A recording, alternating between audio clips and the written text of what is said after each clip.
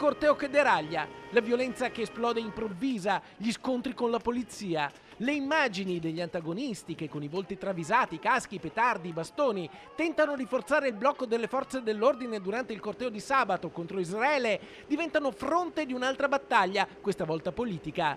Il centrodestra nel consiglio comunale di questa sera a Palazzo Trissino presenta una mozione clamorosa.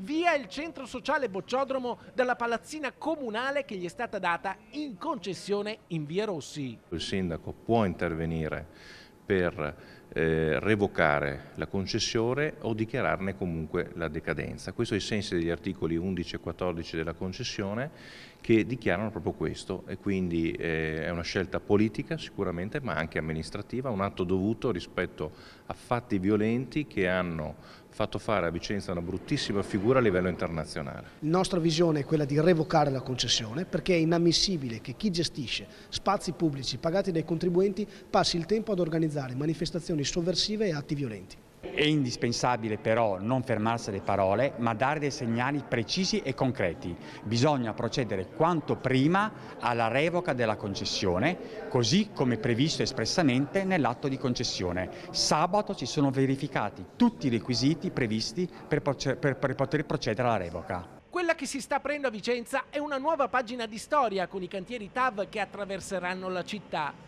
Una sfida che i centri sociali hanno già lanciato, opponendosi all'alta velocità con l'occupazione di Ponte Alto l'8 luglio del 2023. Quel sabato estivo il traffico venne paralizzato in uno dei nodi cruciali della futura TAV.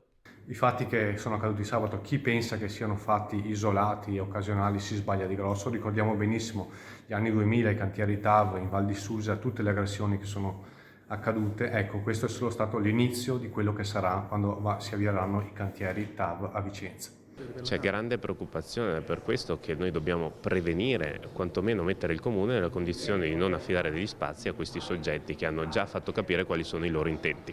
Pare che queste siano solo le prove generali di quello che potrà accadere nei confronti del passaggio della TAV in città e sarà inammissibile se ci saranno manifestazioni di questo tipo, di questa natura ideologica e ad organizzarle saranno dei personaggi che gestiscono lo spazio pubblico. Questo è inammissibile, punto.